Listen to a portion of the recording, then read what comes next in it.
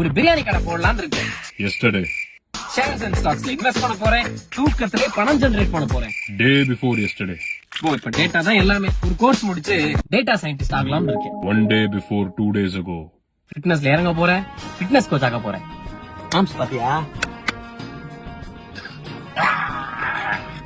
Several days ago. எனக்கு நல்ல photography வரும். ஃப்ரீலான்ஸ் போட்டோகிராஃபர் ஆக போறேன். Once upon a time. நான் ரொம்ப நாளா சீரியஸ் திங்க் பண்றேன். நம்ம ஒரு யூடியூப் சேனல் ஆரம்பிக்கலாம். அப்படியே collab content review giveaway cruise tour. Before once upon a time. எனக்கு அப்பப்போ நிறைய தோணும். I'm going to become a director. AI robotics space mining startup idea இருக்கு. சூப்பர் ஸ்டார்ட்அப் ஐடியா இருக்கு. கிரிப்டோல NFTதான் மேட்டர். Today.